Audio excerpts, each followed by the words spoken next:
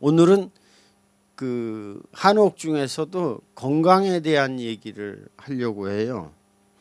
교재에는 건강건축이라고 나와 있는데 이제 한옥이나 건축이라는 것이 전에는 튼튼하고 아름답고 그 다음에 건축의 3요소 하면 튼튼하고 아름답고 쓸모있다. 이게 이제 3요소입니다. 구조, 기능, 미. 근데 요새는 경제성을 상당히 많이 따지게 되죠. 근데 우리 그 한옥은 이런 아름답고 튼튼하고 쓸모있고 이걸 떠나서 건강을 추구하는 주택이다. 건강주택이다. 이것이 상당히 중요합니다. 건강주거다. 요새 현대 건축의 모토는 건강한 집, 건강주거. 저는 이걸 조금 더 강조해서 한옥은 생명집이다. 그래서 우리 한옥집은 우리 옛날 말에는 살림집이라고 해서 살림집. 그 살림집이 살림하는 게 뭐예요? 살림 반대말은 뭐죠? 죽음. 그 죽는 집이 아니라 살리는 집이 살림집이라고요. 우리 말 자체에 이미 이 한옥이라는 것이 살림집이라는 말인데 살림집이라는 말이 사람을 살리는 집이다.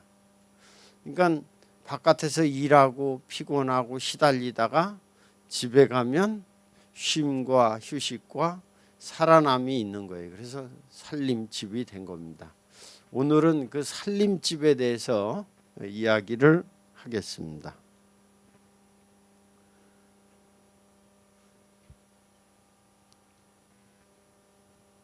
우리가 현대인들은 생활습관병이 가장 많이 걸려 있죠. 그래서 생활습관병에 대한 얘기를 하고 그 집과 건강에서 살림과 죽음에 대한 얘기를 하고 마지막으로 건강한 한옥에 대한 이야기로 마무리를 짓도록 하겠습니다. 저는 의학을 전공하지 않았어요. 근데 사실 병에 많이 걸리고 아픈 사람은 병에 대해서 계속 생각하게 되지요. 특히 한옥과 건축을 하다 보니까 건강건축이라는 그 연구를 진행을 하고 거기에 대한 사항을 계속 레포팅을 하다 보면 결국 한옥이 건강 건축이다 이런 결론을 내리게 됩니다. 최근 들어서 생활습관병이 상당히 많이 문제가 되고 있어요. 그러니까 그 아프리카나 이런 데는 질병이 그 에이즈가 상당히 많아서 에이즈가 가장 위험한 병이다 우리는 이렇게 생각하잖아요. 근데 아프리카에는 그렇게 생각을 안 해요. 왜 그런지 아세요?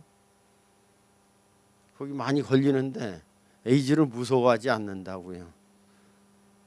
네? 그렇지. 에이즈 걸려서 죽지 않고 다른 걸로 먼저 죽어요. 그러니까 거기는 평균 이제 마사이족이나 이런 사람들이 40 몇 세, 40대면 벌써 할아버지 돼서 돌아가시거든요.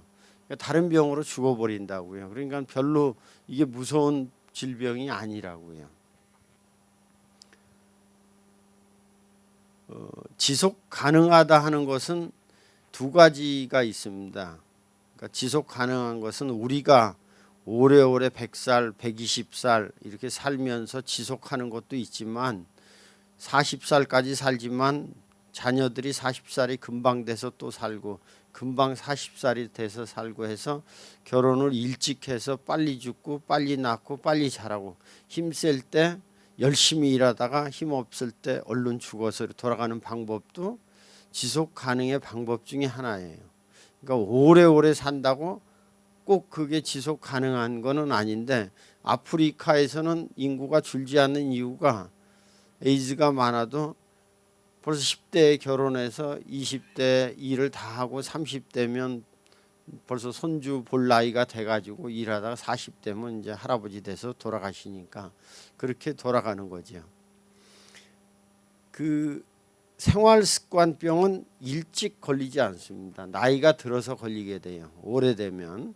그래서 암, 고혈압, 당뇨 이런 것들을 의학에서는 생활습관병이라고 그러죠. 그래서 이 질병은 이 자체로 이게 문제가 되는 것이 아니라 합병증으로 인해 가지고 이제 다른 그 문제가 생겨서 돌아가시게 되죠. 그 사망 원인 중에서 저는 맨날 들으면서 조금 그 생각을 하는 것 중에 하나가 뭐 여차하면 심장마비로 돌아가셨다. 그 소리를 들으면 심장이 마비가 안 돼서 죽는 사람도 있나? 다 죽으면 심장이 마비되는 거지. 이제 그 생각을 하게 되는데 생활습관병은 생활습관 때문에 걸린 거잖아요. 그래서 보통은 암에 걸리는 원인을 얘기할 때 의사들이 제일 크게 생각하는 게 유전적인 원인이고 그다음은 생활습관인데 먹는 거로 많이 영향을 받고 먹는 거 음식물 그다음에 스트레스 그래서 이제 사회적으로 생활하고 뭐 이런데 스트레스로 근데 사실은 이 스트레스가 없는 사람은 죽어요. 스트레스가 있어야 산다고요. 그 스트레스를 이기느냐 이기지 못하느냐의 차이가 있을 뿐입니다. 이기는 스트레스는 좋은 거고 스트레스가 없으면 무기력해져서 더 힘을 못 씁니다. 그래서 이 혈압이 높아진다는 것은 그러니까 언제 높아지는지 아세요? 저는 고혈압이라서 혈압 공부를 좀 했어요. 그래서 아침 저녁 중간 뭐 엄청나게 많이 이제 혈압계도 가지고 다니면서 혈압이 언제 높아져요? 성질 내면. 네. 우리 성질 내면 높아집니다. 실제로 뭐 막 뛰거나 해도 높아지는데 결정적으로 제가 아는 것은 언제 높아지냐 하면 긴장하면 높아집니다. 그러니까 그 예를 들어서 무슨 시험 직전이라든지 또는 누가 나를 죽이려고 한다든지 아직 싸움은 안 벌어졌어도 이렇게 벌어지기 직전 그러니까 그 혈압이 오르는 이유는 간단해요. 이 혈압을 올리는 건 자기가 살려고 올라가는 겁니다. 자기가 살려고. 그러니까 실핏줄까지 피가 안 가면 추우면 혈압이 올라가죠. 실핏줄까지 피를 보내야 되니까. 그리고 이제 적이 앞에 딱 섰다. 그러면 이제 싸워야 되잖아요. 그럼 힘을 써야 되잖아요. 힘을 쓰려면 피가 잘 돌아야 돼. 그럼 혈압을 올려야지만이 빨라지고 세진다고요. 힘을 세게 팔씨름을 하면 혈압이 올라가는 거예요. 힘을 세게 쓰면. 그러니까 혈압이 오르는 거는 자기가 살려고 올라가는 거지. 뭐 자기 몸을 상하게 하려고 올리는 게 아니라고요. 문제는 그게 자꾸 올라가면 그 부하가 많이 걸려서 신장 같은 경우는 핏줄이 없거든요. 이제 동맥과 정맥이 이제 만나는 자리라서 핏줄이 없으니까 자꾸 부하가 걸리면 망가진다고요. 망가지면 오래되면 그 기능이 완전히 없어져서 이제 신장의 기능이 완전히 없어지면 우리가 뭐 투석하지 않으면 죽게 되죠. 근데 그렇게 죽을까봐 이제 혈압약을 주는 거죠. 이제 그 부하가 많이 걸리니까 혈압을 내려라. 그래서 혈압약을 먹는데 재미난 것은 제가 혈압약을 오래 먹지만 혈압약이 수명이 2년밖에 안 가요. 2년 내지 3년. 그러니까 무슨 소리냐면 혈압약의 역사를 보면 약이 계속 바뀌고 있습니다. 이 약이 좋다 그랬다가 이 약이 좋다 그랬다가 이 약이 좋다 그랬다가 이 약 먹으면 너무 화장실에 자주 가서 안 좋고 이 약을 많이 먹으면 뭐가 안 좋고 이 약을 먹으면 뭐가 안 좋고 그래서 이 임상 실험을 했지만 이게 뭐 10년 후 20년 후에 나타나니까 문제가 생겨서 이제 약을 자꾸 바꾸게 되거든요. 심장마비로 이렇게 돌아가시는 분 있잖아요. 주무시다가 목욕탕에 가서 뭐 이렇게 해서 조용히 가시는 분들이 하나같이 심장 혈압약을 드시는 분들이에요. 그러니까 목욕탕에 가서 뜨거운 물에 푹 하면 어떻게 돼요? 그 혈압이 뚝 떨어지잖아요. 이 혈관이 확장되니까. 그리고 이완이 되거나 그러면 혈압이 떨어지는데 이 혈압약을 강제로 먹어놓으니까 떨어진 데다 더 떨어뜨리니까 박동이 그냥 쓰는 거지 뭐. 그래서 그 심장마비로 돌아가시는 분들은 대부분이 다 혈압약을 드시는 분들이에요. 혈압약을 안 드시는 분들은 심장마비로 죽지 않고 뇌졸중으로 물론 돌아가십니다. 터져가지고 그거는 이제 이 부하가 많이 걸리니까 도저히 어떻게 할 수가 없으니까 터지는 거죠.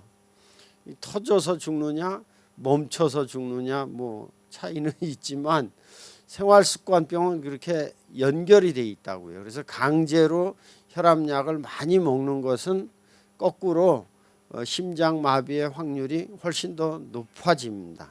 그래서 혈압을 체크해서 자기가 오르락 내리락 하는 것이 잘 조절이 될 수 있으면 좋은 거죠.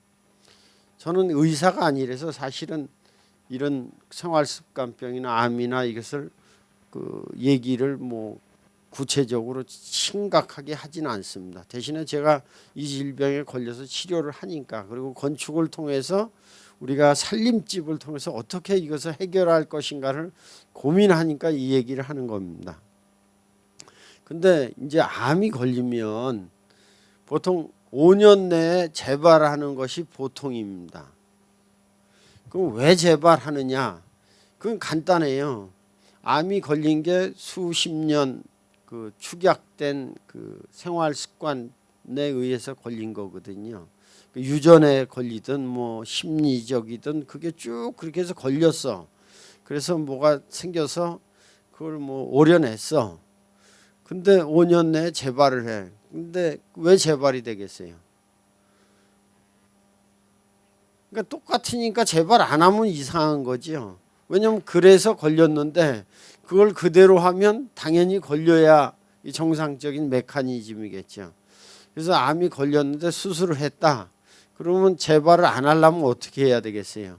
하던 대로 하면 무조건 안 되는 거죠. 하던 대로 하면 안 된다고요. 근데 뭐 유전적인 요인은 어쩔 수가 없고 그거는 뭐 부모님을 어차피 낳았는데 어떻게 해. 그건 안 되고 나머지가 이제 생활 습관을 바꾸는 거죠.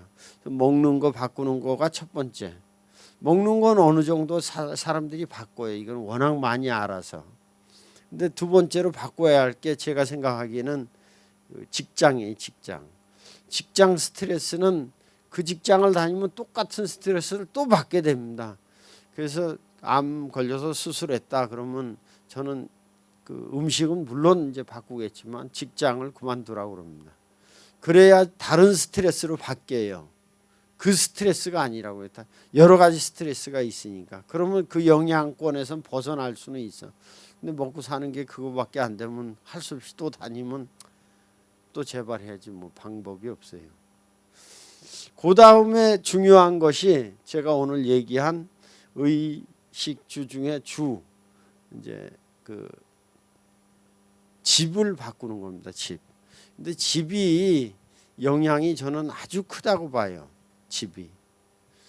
왜 집이 영향이 크냐 하면 우리가 아주 피곤해서도 집에서 잠자고 일어나면 피곤이 풀리잖아요. 그러니까 집이라는 것은 살림집이고 살게 하는 집인데 집이 그 살게 하는 역할을 하는데 그 역할을 잘 하게 해야 되는데 그 역할을 잘 못하게 해서 그 암이란 병이 걸린 거거든요. 역할이 뭔지는 몰라도 그 집 때문에 걸렸다고. 집을 바꿔야 돼요. 근데 집을 어떻게 바꿀 것인가가 이제 오늘 고민해야 할 문제입니다. 우리가 보통 그 아파트나 서울에서 살다가 주말에 시골에서 무슨 뭐 행사를 한다. 그러면 주말에 가서 술도 먹고 밤새도록 놀아도 이상하게 새벽 되면 말끔하게 금방 일어나지는 그런 경험은 다 한다고요. 그것은 집이 그 호흡하기에 편하고 이 회복이 빨리 돼서 그렇거든요. 그럼 왜 호흡하기 편하고 빨리 됐을까를 이제 고민해 봐야죠. 일본의 학자가 연구한 바에 따르면 이 콘크리트 집과 나무 집과 수명의 차이를 똑같은 경우로 조사해 봤더니 나무집이 콘크리트 집보다 수명이 9년 더 산다 이렇게 해가지고 학술 발표를 했어요. 책도 나와 있어요. 근데 저도 그 말에는 동의합니다. 9년인지 8년인지는 제가 그것까지는 몰라도 어쨌든 콘크리트 집보다는 나무집이 훨씬 더 자고 일어나면 좋다. 그것은 누구도 알 수 있습니다.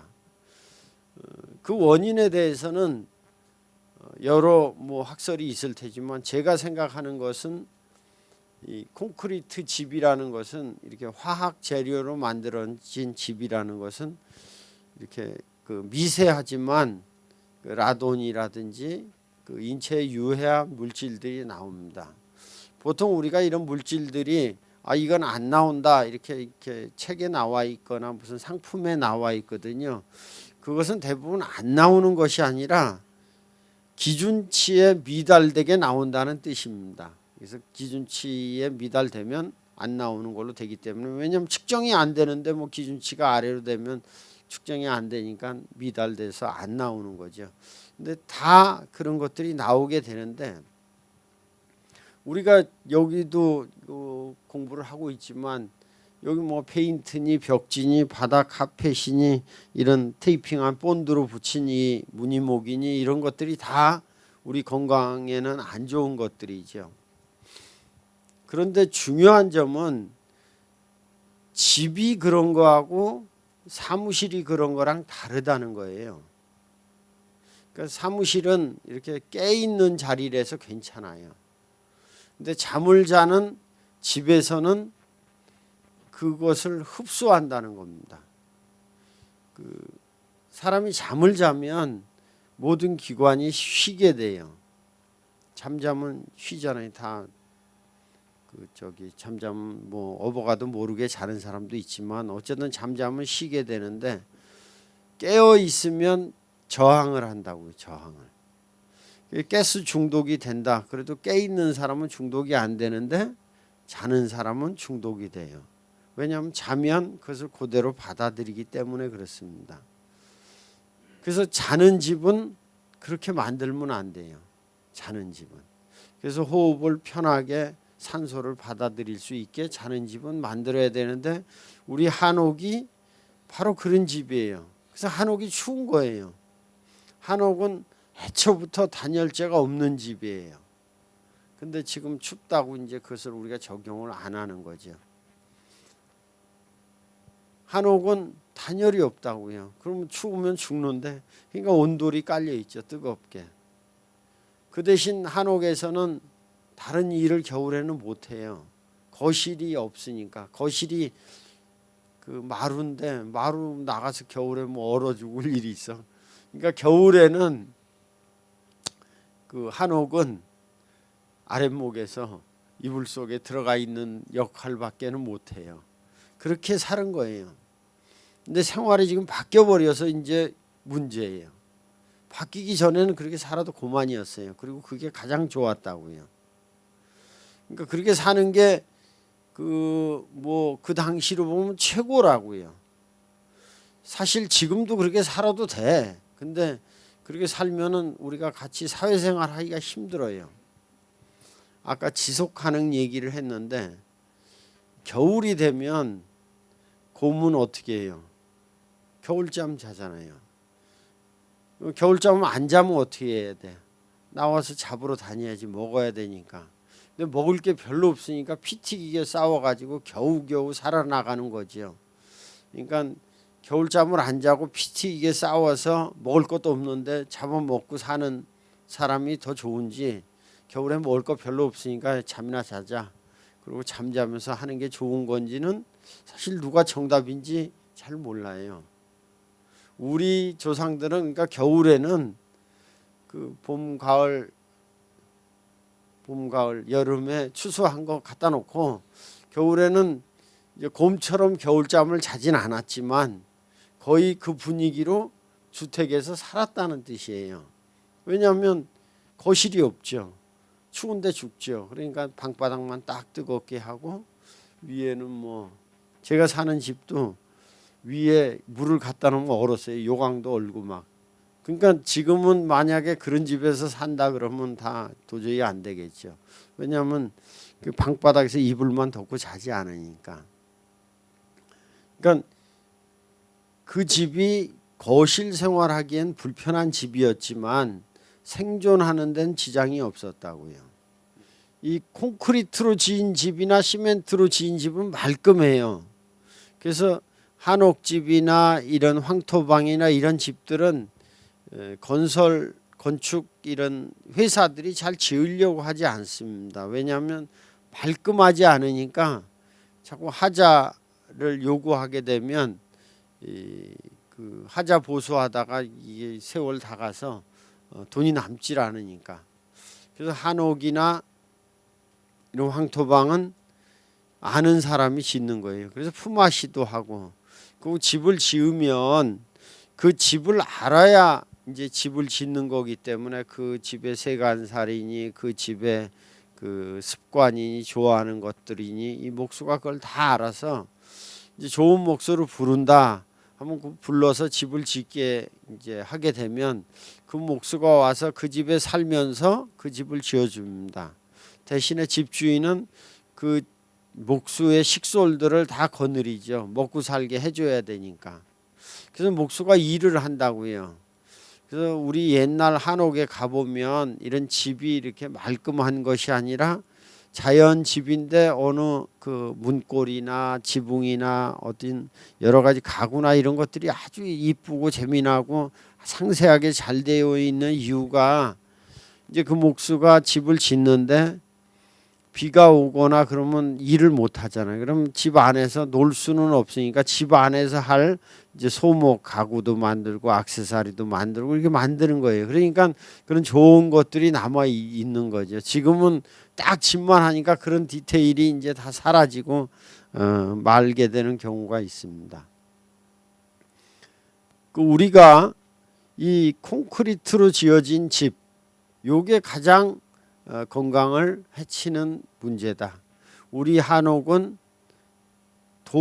돌하고 콘크리트는 사실 같습니다. 돌은 콘크리트도 돌이니까. 대신에 돌은 숨을 쉬지 않아서 그렇습니다. 그래서 돌을 우리가 쓰긴 써도 항상 집 바깥에만 썼죠. 집 안에는 돌을 안 썼어요. 그래서 기단을 쓰거나 담장을 쓰거나 할 때는 돌을 썼지만 집 안에 돌을 쓰지 않고 항상 나무로 쓴 것은 아까 제가 서두에 우리 한옥이 조선시대, 고려시대, 신라, 삼국시대까지 이렇게 가면서 변하지 않는 것이 있다 하면 바로 나무하고 흙을 집 안에서 써서 지었다. 이게 안 변했어요. 나머지는 형태나 구조나 여러 가지는 계속 바뀌어 왔는데 바뀌지 않는 것 중에 가장 중요한 건 흙과 나무로 항상 집을 지었다. 근데 그것이 바로 살림집이기 때문에 그런 거예요. 사람을 살리려면 흙과 나무가 우리와 가장 밀접하니까. 동물들도 흙과 나무에는 가는데 돌에는 잘 안 가요.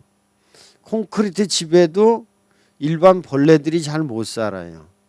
사는 벌레가 바퀴벌레가 제일 많이 살죠. 바퀴벌레. 근데 바퀴벌레는 시골 집에 가면 별로 없어요. 이 나무집이나 흙집에 가면 없어져요. 왜냐하면 바퀴벌레가 쌈을 못해요. 쌈을 못하고 콘크리트 오염된 데 생존만 잘해요. 그러니까 콘크리트 오염된 데는 있는데 실제 나가면 다른 벌레들한테 다 잡혀먹혀요. 바퀴벌레가. 약하니까, 워낙 약하니까. 근데 이제 흙집이나 이런 데는 대신에 다른 벌레들이 많죠. 개미나 무슨 두더지 뭐 벌레들이 많잖아요. 그래서 그런 진해 뭐 그런 벌레들은 이제 구들에 불을 떼면 싹 사라지니까 불을 떼 가지고 이제 그것을 없애기 시작합니다. 그래서 건강하다는 집은 그 자연 집이고 불을 떼는 집이 가장 건강해요. 그래서 우리 흙과 나무로 된 집은 사람이 살지 않으면 금방 무너지게 되죠. 사는 집이다 안 사는 집이다를 알기 쉬운 것은 딱 가보면 거미줄이 막 껴있으면 안 사는 집이다 이렇게 알 수 있죠. 왜냐하면 거미줄이 꼈다는 것은 그만큼 벌레들이 모인다는 소리 있거든요. 근데 불을 떼면 이제 거미가 줄 쳐도 소용이 없으니까 줄을 안 치게 되겠고, 우리가 잠을 잘 때 그것을 다 받아들이기 때문에 잠자는 집은 바로 이런 그 한옥, 흙과 나무로 된 집이 좋다. 그 흙과 나무로 안 지었으면 어떻게 해야 돼? 지금 아파트에서는 잠잘 때 집 재료를 바꿀 수도 없잖아.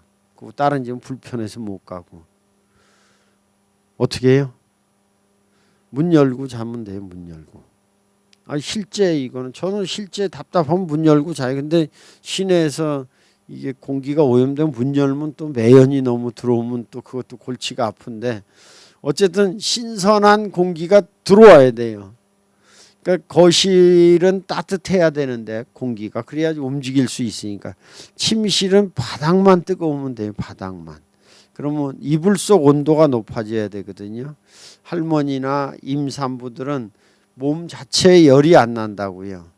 열이 안 나면 어떻게 해요? 열을 줘야죠. 열을 줘야 되는데 공기만 뜨거우면 몸으로 열이 안 가고, 이거 옷도 단열재니까 몸이 안 온다고요. 그냥 여기만 뜨거웠게 되죠.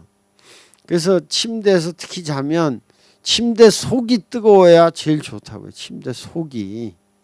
침대 바깥은 뜨거우나 마나 침대 속이 뜨겁고 바깥은 차가울수록 산소 농도가 높아져서 좋으니까. 그래서 한옥집이 그런 구조니까 우리가 집을 지어도 살아도 거실과 침실의 난방을 분리해야 됩니다. 우리는 마루하고 방이 분리되어 있었잖아요. 원래 한옥이. 그래서 마루는 여름 공간, 온돌은 겨울 공간 이렇게 나눴었는데 겨울에는 마루는 쓰지도 않았어요. 우리 집은 지금 봄, 여름, 가을, 겨울 다 쓰잖아요. 근데 똑같이 난방을 해버리면, 그러니까 밤에 자면 답답해서 문을 자꾸 열게 된다고요. 그러니까 거실은 일어나서 생활하는 데니까 따뜻해야 돼요. 그래야 움직일 수 있으니까. 추우면 고혈압이 진짜 더 위험해지죠. 근데 잠자는 곳은 이불 속만 따뜻하면 되니까 바닥을 뜨겁게 해서 이불을 다 덮어놓으면 돼요. 그래서 예전에 아랫목에는 항상 이불을 깔아놨어요. 잘 때나 안 잘 때나. 지금 침대에 깔아놓는 거 아무 소용이 없어요. 지저분하기만 하지 뭐. 거기 벌레만 생긴다고요. 이게 뜨거운 게 못 들어오니까. 그리고 그 나무나 황토는 숨을 쉬기 때문에 그 정화작용을 합니다. 정화작용을.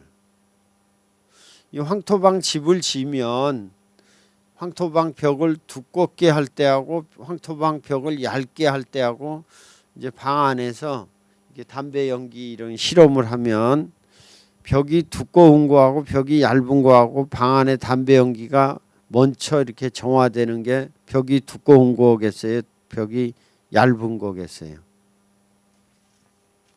얇은 거, 두꺼운 거. 실제 실험을 해보면 두꺼운 겁니다. 그러니까 얇은 거가 될 것 같은데, 이 황토 벽은 이게 바람 씩 통과해서 나가는 게 아니라 황토에 미세한 공극이 있어서 거기서 빨아들이는 겁니다. 그래서 두꺼울수록 그 작용을 빨리 해요. 담배 연기를 빨아들인다고. 근데 얇으면 빨아들이지 않아요. 느려져요. 그만큼. 그래서 황토벽이 숨쉬는 집이다. 근데 실제 건강에는 온도가 중요할 것 같은데 더 중요한 거는 습도예요. 습도. 습도라고요. 그러니까 건조해지면 온도가 올라가서 건조해지면 답답해진다고. 습도 때문에 그래요. 실제 더울 때 습도가 낮으면 그렇게 안 답답해요. 근데 습도가 또 높아버리면 엄청 답답하다고요. 그래서 이 습도의 영향이 큰데, 습도가 항상성으로 적당히 있어야 좋은데 황토벽은 그 습도를 유지를 해줘요. 그러니까 너무 건조하면 습도를 어느 정도 내뿜어주고, 너무 습기가 많으면 가져가고, 더 많으면 물론 구들에 불을 떼면 없어지고, 그래서 구들에 불을 만드는 걸로 해놓으면 여름에 한여름에 그 더운데 불 때면 더 덥지 않을까 하는데 실제 그렇지 않아요. 농촌에서는 여름에도 비 오면 불을 떼서 습기를 없애면 거기가 쾌적해진다고요. 그래서 습도를 유지하는 것은 이 가습기로 물론 해주면 되는데 이 가습기의 기계적 그 여러 가지 작용이 나빠지니까 그 거기에 또 세균이 또 살게 되고 세균이 사는 것도 죽인다고 가습기에 살균 무슨 뭘 넣어가지고 아직도 그것 때문에 이 질환이 생겨서 죽는 사람 많고 뭐 버린 사람 많잖아요. 그러니까 이런 새로운 것들 우리가 한옥이나 전통을 하면서 그 재미난 것은 뭐냐면 전통의 효과나 능력을 막 이렇게 찾아가지고 지금 제가 말씀을 드리듯이 할 수 있지만 그런 것은 상당히 한계가 있어요. 더 모르는 것도 더 많은데 장점들이 훨씬 더 많은데 그걸 우리가 찾지 못할 뿐이에요. 대신에 그 새로운 뭐 가습기다 또 뭐 새로운 뭐 성면을 발견했다 이런 것은 재료가 상당히 좋은데 이게 10년 20년 흘러가면 나쁜 점이 드러나서 성면 옛날에는 아주 좋은 재료였었어요. 그게 꿈의 재료였었다고요. 불에 타지도 않고 튼튼하고 또 싸고 만들기도 좋고 근데 성면을 그래서 모든 재료에 다 썼는데 지금 성면이 가장 나쁜 재료가 됐어요. 그래서 그거 뭐 스레이트 철거도 할 때 뭐 방호복 입고 철거도 하고 예전에 스레이트 그거 좋다고 거기다가 돼지고기 구워 먹으면 골고리 기름도 잘 빠지고 근데 그게 가장 안 좋은 게 됐잖아요. 그게 불과 1, 20년 지나가면서 알게 된 거죠. 가습기에 그 세균 청정기도 처음엔 좋다고 안 하면 다 병 걸린다고 했는데 그거 쓴 사람이 지금 다 퍼나가고 있잖아요. 그 한옥의 장점은 그겁니다. 왜 이 사람들이 나무하고 흙으로만 집을 지었겠어요. 나무 흙 지면 벌레 끼죠. 또 물 나면 무너지죠. 나무 흙으로 하면 불에 타지. 나쁜 점 투성인데 왜 나무 흙으로 했겠어요. 우리나라에 돌이 없어요. 천지가 돌이잖아요. 돌 깎는 기술 세계에서 최고로 좋아요. 그러니까 돌 깎는 기술도 좋고 돌도 많고 돌은 불에 타지도 않고 튼튼하고 다 좋은데 왜 흙하고 나무로만 했겠느냐고요. 멍청해서요. 흙과 나무가 가장 좋은 걸 알았으니까. 가장 좋은 걸 알았으니까. 그래도 이게 좋더라. 돌 비고 잤더니 차가 왔더니 여기 돌아가잖아요. 턱 돌아가지. 나무나 흙은 안 돌아가요. 뜨거우면 뜨거워 뒤어요 또. 그러니까 돌하고 나무하고는 다르다고요. 그러니까 사람이 사는 살림집에는 흙과 나무로만 한 거죠. 살림집에는. 그래서 우리가 그것은 과학적으로 뭐 증명을 해서가 아니라 그 역사가 증명하는 거예요. 전통 건축은 역사예요. 수천 년 썼다. 그럼 뭐 그거는 실험해 보나 마나야. 임상 실험을 수천 년을 어떻게 해. 이미 임상 실험이 다 정리된 거죠. 우리는 그걸 따라가기만 하면 돼. 그래서 새로운 재료다. 새로운 거다. 이게 좋다 했는데 그게 몇 년 만에 계속 그게 밝혀지잖아요. 뭐 나쁜 게. 우리가 이 전통 건축을 하는 것은 이 역사로서 증명이 돼 있다. 그 대신 그 전통 건축에서 불편한 것만 하나씩 고치면 돼요. 불편한 것만. 그러니까 비싼 것만 좀 고치면 되고. 아까 박수훈 교수께서 그 금목 수화토 해서 금이 이제 설비다 그랬는데 옛날에 설비가 없었잖아요. 설비가 없어서 부엌에 가서 항상 물 떠와야지 뭐 화장실은 멀리 가야지. 근데 이제 간혹 하는 사람 중에 그래도 이렇게 화장실은 멀어서 가야 된다.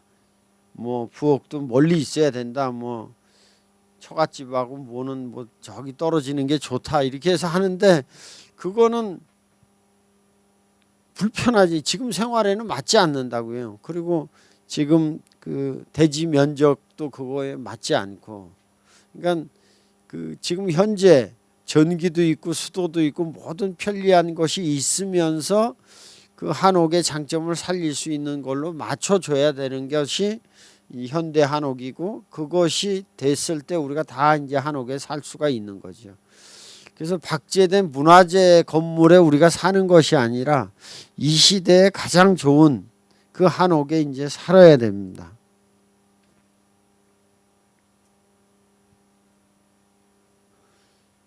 우리가 그 잠자는 집이 그래서 가장 중요한 역할인데, 그 잠자는 역할을 잘하는 것이 한옥의 침실이고, 한옥의 침실은 바로 바닥 난방인 우리 구들이다, 이렇게 볼 수 있습니다.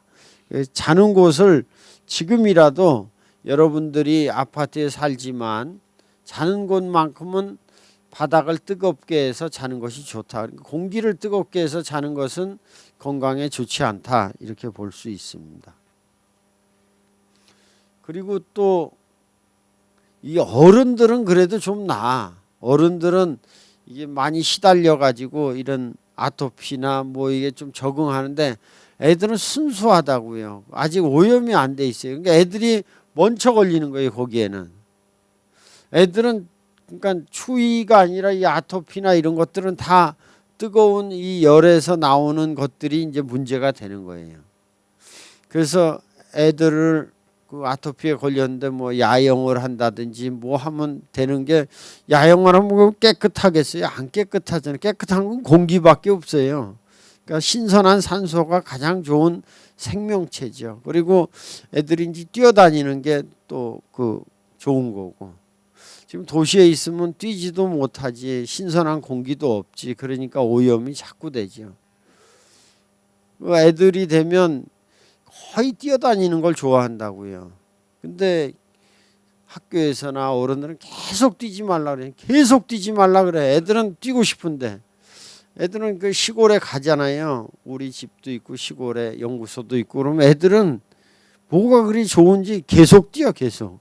왜 뛰냐? 신경도 안 쓰고 뛰어. 그러다가 되게 숨참 와서 헥헥헥거리고 계속 있어. 그 힘든 걸 왜 뛰어? 내 애들은 뛴다고 이렇게. 그리고 뛰고 싶어 해. 근데 어디서도 못 뛰어. 그러니까 이게 쌓이는 거죠. 결국 쌓일 수밖에 없다고요. 그리고 그렇게 뛰어야지만이 순환도 되고 적응력도 있고 다 좋아지는데, 이 뛰지 못하게 만드는 데서 살게 이제 돼 있으니까. 이 연구를 사실은 이 한옥이 건강에 좋다, 그리고 한옥 온돌이 치유가 된다, 이런 연구를 했으면 좋겠는데 누구도 하지 않아요. 의사가 해야 되는데 의사가 안 하는 이유는 간단하죠. 이거 연구해가지고 의사한테 도움이 안 돼. 일단 첫째, 의사는 약을 먹든지 주사를 놓든지 뭐 치료를 해야 되는데, 이게 구들방에 자면 좋아진다 그러면 이건 뭐 치료가 안 되고 아무것도 안 되잖아요. 그러니까 의사들이 제일 안 하는 게 라식 수술 안 하지, 뭐 이렇게 그런 것들은 잘 안 해. 자기네들은 무슨 수술 같은 거. 근데 우리는 급하니까 뭐 해야지 뭐 어떻게. 그러니까 시골 집에서 산다는 것은 바로 그런 치유가 되고, 근데 과거에 의술이 안 발달했을 때, 이 1930년대 연구인데, 그때는 의대에서 이 연구를 했어요. 그때는 약이나 수술이 발달 안 했으니까 어떻게 하면 그 온돌방에서 잘 치료할 수 있을까. 그래서 세종대왕도 이걸 했었고, 만주의과대학, 이게 일제시대인데 그때도 이 온돌방에서 잤을 때 어떻게 건강이 유지되나 그런 연구를 했어요. 이 사람은 그래서 그 만주의과대학 위생학 교실인데, 그러니까 의사죠. 건축학이랑 전혀 상관없는 사람들이 연구한 자료들이 쭉 있습니다. 그 자료에 보면 결국 그 온돌방, 그다음에 이불 속 내 기후, 이런 얘기를 많이 써요. 저도 여기서 보고 이제 알게 됐어요. 전에는 단열재가 왜 없을까, 이건 가난해서 불편해서 뭐 그랬는데, 실제는 이 연구를 통해서 우리가 침실은 이불 속 온도를 증가시켜서 건강을 유지한다고 표현하고 있습니다. 그리고 이제 침대나 다다미나 이거랑 비교해서 우리의 온돌이 가장 우수하다, 이렇게 보여주고 있습니다.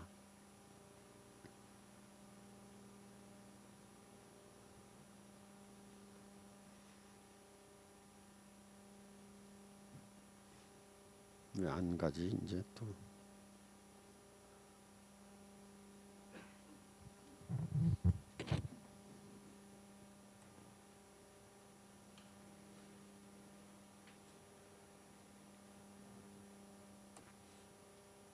그 현규환이라는 그 의과대학 그 당시 그 소장이 연구한 거는 바로 그런 온도를 쭉 연구해 가지고, 근데 제가 지금 온도를 연구하고 있지만 이분이 그 우리나라 전역 온도를 연구한 것을 보면 선배로서 존경에 마지 않습니다. 온돌이 가장 연구가 잘 돼 있습니다, 이분이. 그래서 이 의사들이 얘기할 때 머리는 차게 하고 발은 따뜻하게 하라. 이게 히포크라테스 이후에 현대의학의 선구자들이 계속 얘기하는 내용입니다. 발은 따뜻하게 하고 머리는 차게 하라.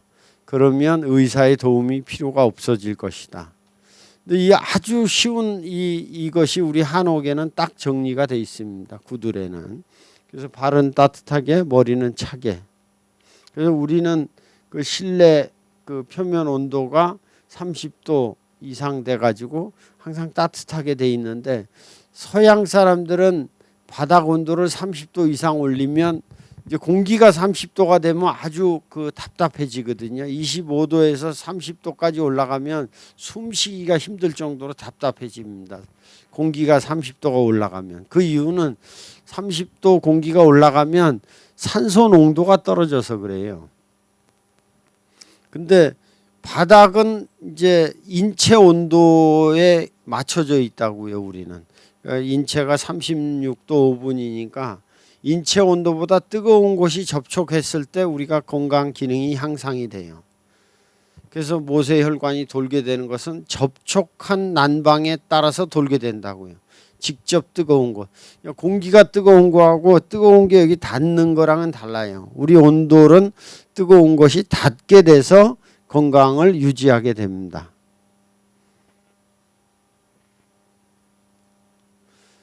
우리 한옥이 아까 집 안에서 보면 그 구들방, 온돌방이 가장 그 의학적으로 건강하게 돼 있다. 침실의 역할로서 얘기를 하는데, 마을도 마찬가지입니다. 마을도 요거는 그 해란강이 있는 연변에 있는 마을인데, 이 집들이 보면 한국의 집들은 다 비슷하게 생겼어요. 하나하나 보면. 그렇지만 집 마을에 들어가서 보면 하나하나가 다 이렇게 직선으로 돼 있지 않고 도로도 막다른 도로가 많아요. 서양 사람들은 이것을 이제 알아서 이 쿨데삭이라고 막다른 도로 원리를 적용해서 이제 마을 계획을 합니다. 원래는 빡빡 뚫어 놓다가 막다른 도로가 됐을 때 바람이 이게 치지를 않고 이제 돌아갈 수 있게 되기 때문에 그렇습니다. 뭐 조경 없는 마당이다. 이것은 우리는 마당에다 나무를 심지 않거든요. 마당을 그 햇빛이 쨍쨍 내리쬐게 만들어서 여기서 이제 뜨거운 기운이 올라가면 뒷뜰에 나무를 심어서 뒷뜰은 찬 기운이 앞마당으로 이렇게 오게 되죠. 여기 올라가니까 기압이 낮아져서. 그러면 마루에 있으면 바람이 한 점 없는 시절에도 마루에 있으면 마루 뒷뜰에서 앞마당 쪽으로 바람이 솔솔 불어서 선풍기 역할을 하게 돼서 이제 시원하게 되는 원리입니다. 이 마이크로 클라이맷이라 그래가지고 이 국지 기후를 이용을 하는 거죠. 물론 햇빛도 조절합니다. 햇빛이 겨울에는 우리가 이제 남중 고도가 낮아져서 깊숙이 햇빛이 들어오게 하고, 여름에는 햇빛이 차단되게 만들어서 자연스럽게 햇빛을 받고, 나무를 심으면 겨울에는 잎이 무성해서 그늘을 만들고, 여름에는 겨울에는 이파리가 다 떨어져서 햇빛이 쭉 들어오게 하고, 이런 것들이 다 우리 그 한옥에서 사용되는 요소입니다. 그러니까 집은 추워도 방바닥은 뜨겁게 함으로 해서 연료를 절감하고 그 에너지를 소모를 줄이는 거죠. 아주 부분만 덥게 해서. 지금은 아파트 큰 집을 다 뜨겁게 하니까 에너지 소모가 많죠. 그래서 요새는 방마다 조금 나누는 방법을 이제 사용하기 시작을 하는데, 방마다 하는 것도 이 방 전체를 뜨겁게 하는 것보다 방 바닥만 뜨겁게 하고 요걸 그 보온할 수 있으면 훨씬 더 좋겠죠. 우리 구들이 방바닥서부터 위에 온도가 일정하기 때문에 가장 건강에 좋고 소모가 없다는 거예요. 그러니까 바닥이 차가우게 되면 발이 시렵게 되고 여기가 뜨거워도 답답하게 되기 때문에 그렇습니다. 그래서 이 현대적으로 집을 질 때도 우리가 온돌을 만들잖아요. 지금 아파트가 다행히 다 온돌이죠. 원래 온돌이 아파트가 들어올 때는 아니었어요. 왜냐하면 그 당시만 해도 서양계 좋은 거니까 아파트가 서양계 딱 들어올 때 이게 좋은 거야. 서양계 아파트가 들어올 때 화장실이 안으로 들어오고 라지에타가 들어왔다고요. 그래서 반포 아파트하고 마포 아파트가 처음 들어올 때 아파트가 들어오고 주공에서 그걸 설계를 하고, 그때는 다 라지에타를 설치해 줬어요. 안방도 거실도. 그리고 그렇게 사는 게 가장 좋다. 그래야지 이게 그 앉아서 살면 자꾸 허리도 힘들고 그러니까 우리 한국 사람들은 사실 앉아서 생활을 해서 이 앉았다가 일어나고 누웠다 일어나려면 배에 힘이 있어야 돼요. 그래서 배심이 좋다고 보통 얘기를 해요. 서양 사람은 배심이란 말이 없어요. 배심을 영어 단어 찾아보세요. 없어요. 왜냐하면 우리는 누웠다가 자꾸 일어나려면 배에 힘이 없으면 일어나지를 못해요. 얘네들은 배에 힘이 없어도 되거든요. 침대나 의자는 앉았다가 이렇게 씩 돌리기만 하면 일어나니까. 그러니까 배에 힘이 없어도 돼요. 근데 우리가 나이가 들면 배심이 없어져. 그러니까 일어나기가 힘들지. 그래서 이 그 라지에타로 다 만들어 버렸는데 이 습관이나 이런 좋은 게, 우리는 바닥이 차가우면 무조건 싫으니까 일단. 그러니까 사람들이 그 방바닥에 거실에 안방에 있는 라지에타 뜯어가지고 밑에 깔아가지고 바꾸는 거야. 자꾸 실내 장치를. 그러니까 할 수 없이 주공에서도 에이 그러면 방은 온돌로 하자. 침대 쓰더라도 바닥에서 자니까 해줬는데, 그다음 거실도 또 뜯어서 까니까 에이 그럼 거실도 온돌 이거 하자. 부엌도 뜯어. 다 뜯으니까 요새는 당연히 이제 온수 온돌 바닥을 하는 게 당연하지만 과거에는 전혀 아니었어요. 그러니까 이 전통이 문화가 서로 다르긴 하지만 이 바닥을 뜨겁게 하는 이 기술이나 이 문화는 상당히 탁월한, 청결한, 또 이게 깨끗하잖아요. 그런 기술이 되는 겁니다. 흙집이나 나무집이나 벽돌집이나 항상성을 볼 때 흙집이나 나무집이 좋다는 게 실험으로 다 증명이 돼 있습니다. 그래서 우리가 한옥을 만들 때도 이런 한옥의 전통성을 봤을 때 이 청결하고 건강에도 좋고 또 에너지도 절감하는 이런 요소들을 우리가 차용을 해서 만들어 써야 되는 거죠. 단순히 무늬만 모양만 한옥을 쫓아가는 것이 아니라 그 속에 있는 정신까지도 갖고 오면 됩니다. 이제 구들은 탄소에서 이제 이 탄소를 어떻게 하면 사용할 것인가 하는 것들이 이제 연구를 많이 합니다. 구들장에 불을 떼면 온도도 중요하지만 구들장의 그 시커먼 것이 다 탄소 덩어리인데 거기서 나오는 원적외선이 좋아서 그렇다라는 게 이제 밝혀지기 시작하니까 요거를 이 연구에서 이제 탄소 발열체도 만들고 탄소를 이용하는 여러 가지 것들을 만들고 있습니다. 그래서 탄소는 가장 우리 인체에 좋고 변화가 없는 원소 중에 하나라서 이 탄소를 이용한 그 난방 설비들을 하고 이 탄소 침대, 뭐 수침대 이런 것들이 등장하게 됩니다.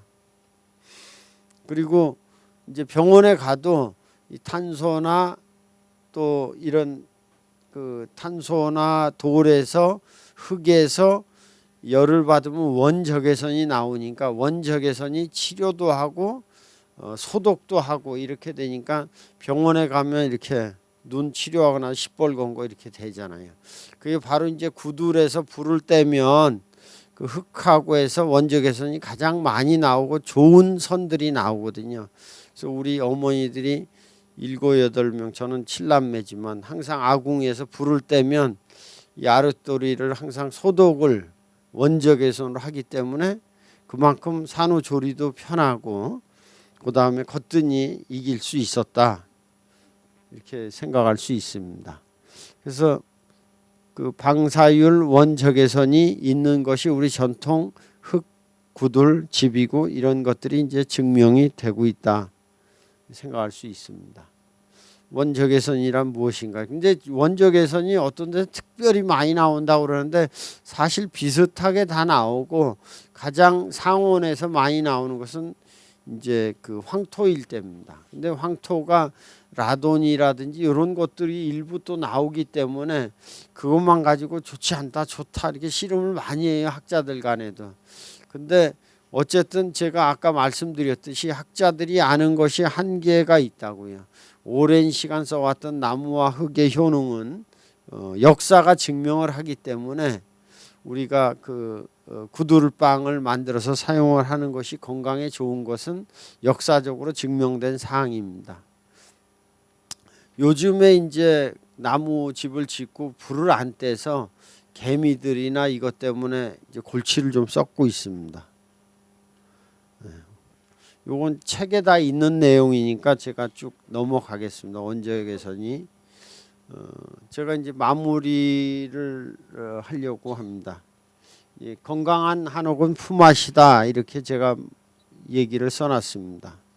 그래서 이 건강한 한옥은 약간의 불편함을 추구하지만 그래도 건강함을 유지할 수 있다. 그래서 마당이라든지 거실이라든지 마루라든지 이런 것들이 대신에 지금 그 연세가 드신 분들은 여기서 계속 살면 괜찮은데 이제 시골에 내려가서 살게 되면 이런 것들이 불편한 요소들이 될 수 있습니다. 우리 건축에서는 베리어 프리 디자인이라 그래서 이제 휠체어가 다닐 수 있게 이제 모든 공간을 만들어주고 화장실도 만들어줘야 되는데 우리 한옥은 이 단차가 너무너무 많아요. 구두리라는 것을 하다 보니까 구두리를 하려면 부엌은 바닥에서 떨어져야 되고 또 마루는 또 올라가야 되고 또 문은 만들 때 보면 문턱을 항상 만들어야 되고 이런 그 요소들이 많이 있습니다. 그래서 실제 우리가 이제 노후에 한옥을 지어서 산다고 하면 이제 그 디자인을 바꿔서 베리어 프리 디자인으로서 그게 그 무장의 건축이라고 그러나 무장의 건축. 그러니까 문턱을 없애고 화장실도 이렇게 그 휠체어로 들어갈 수 있게 하고 계단 대신에 슬로프를 만들고. 그러니까 전에 슬로프나 그런 걸 못 만든 이유는 저는 휠체어가 없었어요. 그러니까 없었으니까 안 만들었는 거지 뭐 그 저기 있었으면 만들었을 거라고요. 그러니까 지금의 한옥을 만들 때는 그런 무장의 건축을 노인들을 위해서는 만들어 줘야 돼요. 그래야 이 시대에 새로 태어난 한옥이 되는 거죠. 휠체어도 들어갈 수 있게 하고 문지방도 높게 할 필요 없이 지나갈 수 있게 하고 이런 것들이 필요합니다. 그리고 이런 집들은 같이 지어야 이 집이 살아납니다. 그래서 여러분이 황토방이나 이런 집을 지을 때 이제 이 반이 되면 이 반이 공동체가 돼서 서로가 정보를 공유하고 이제 공동 구매, 공동으로 뭐 이렇게 일하는 것도 그렇고 사실 목수나 일하는 사람이 이 사람은 좋다, 이 사람은 나쁘다 이렇게 딱딱 구별하기가 어려워요. 어쩔 때는 좋고 어쩔 때는 나쁘기 때문에 그렇습니다. 그러니까 그 이 반에 들어오면 나쁜 짓을 하면 금방 저 사람 나쁜 놈이야 티가 나잖아요. 그러면 이게 왕따가 되니까 이 반에 들어오면 나쁜 짓을 좀 못하게 될 수밖에 없다고요. 그러니까 점점 좋아지는 거예요. 그래서 독일 사람들은 되게 착하고 좋은데 이 사람이 한 사람 떨어져서 아프리카나 어디 미개한 데 가면 나쁜 짓은 골라서 해요. 왜냐하면 아무도 안 보거든. 떨어져 있거든. 그러니까 같이 이렇게 있으면 같이 하게 되면 좀 더 절제하고 좀 더 좋아지게 된다고요. 여러분들이 한옥이라는 이 그 주제로 이렇게 모인 한옥반이고 일기생들이잖아요. 그러니까 서로가 서로를 오픈해야지. 그러니까 보통 좋은 사람들을 만나야 좋은 집을 짓는다고 얘기를 해요. 저는 그 사람들 항상 얘기해. 네가 먼저 좋은 사람이 되라. 그러면 만날 수 있다. 그러니까 처음에 그 좋은 사람이 되면 손해 볼 수가 있어요. 근데 이렇게 같이 있으면 손해 볼 일이 별로 없다고요. 여러분들이 하나의 공동체가 돼서 좋은 사람이 되면 좋은 집을 질 수가 있습니다.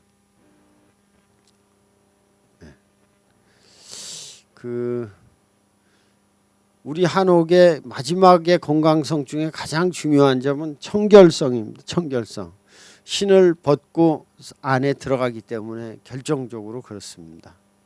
그래서 우리 한옥이 청결하고 그 다음에 산소가 많은 그런 그 신선한 집이고, 그 다음에 나무와 흙이 있어서 숨 쉬는 집이고, 습도가 조절되는 집이기 때문에 가장 건강에 좋습니다.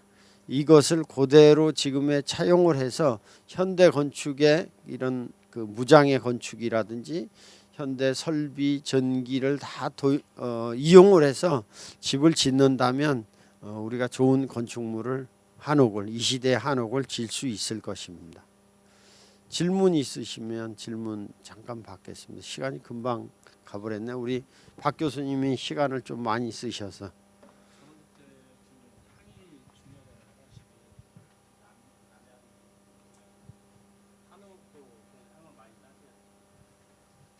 향은 중요하죠. 향이라고 이제 딱 얘기하기 전에 이제 보통 배치라고 지금은 합니다. 배치.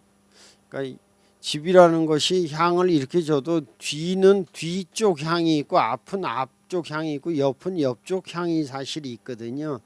그러니까 옛날 집하고 달라서 지금 집이 앞뒤 옆을 다 씁니다. 사실은. 그러니까 그 예전에 아파트를 지을 때 강남의 아파트들이 남향으로 지었지만 북을 바라보면 그게 북향이거든요. 근데 전에는 남쪽을 바라보고 남쪽에 거실 창문을 크게 하고 뒤쪽은 부엌하고 창문이 없었어요.